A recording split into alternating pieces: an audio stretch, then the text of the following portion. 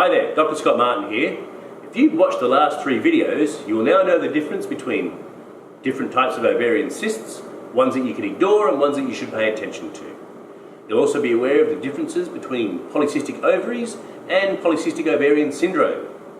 Today we will look at the medical beliefs surrounding polycystic ovarian syndrome as it stands today. So PCOS is a metabolic disorder associated with an imbalance in hormone levels, typically released by the ovaries. Syndrome is associated with an excess of insulin produced by the pancreas. Insulin is the hormone produced that allows your cells to use sugar in your body. And if you're insulin resistant, your cells will not absorb sugar into the bloodstream as effectively as it should, leading to high blood sugar levels and diabetes. It's also believed that excess insulin may promote the release of male androgen hormones, testosterone. Imbalances in a woman's hormone can make her male androgens dominate her female estrogens, creating male body hair and interrupting ovulation, leading to irregular periods.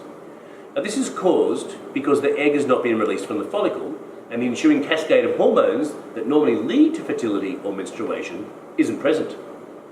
So low-grade inflammation from fighting off infections can stimulate polycystic ovaries to produce male androgens.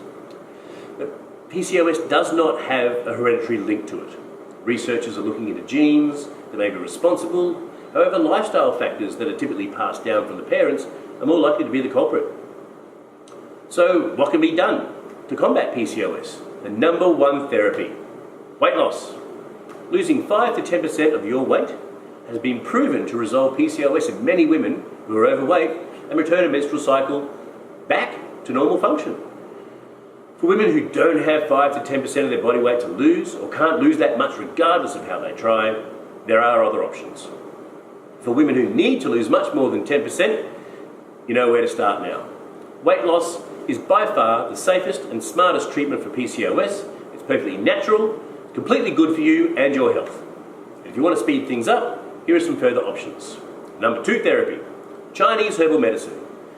There's been a long clinical history in China and Taiwan for the use of Chinese herbal medicine and acupuncture for the treatment of PCOS and related fertility problems. Advanced Fertility Solutions PCOS formula has been traditionally used to treat disorders of fibroids, endometriosis and polycystic ovarian syndrome, and depending on your particular situation and how they are combined, could lead to a restored normal menstrual cycle, restored hormone imbalance, removal of cysts in or around the ovaries, and reduction in male hair and weight loss. Provided your cysts are under 5 centimeters in diameter, a period of 3 months may be all the time that's needed to resolve this problem and set your fertility back to normal. Many scientific tests have been done around the world on these formulas.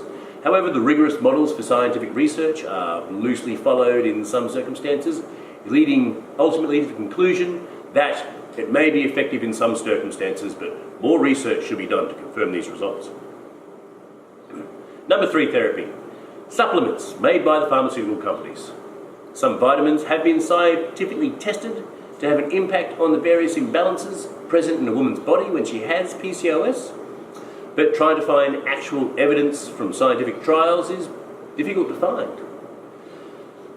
So in the next video, we'll sum up the scope of treatments from your doctor or gynecologist and what you may or may not know about them.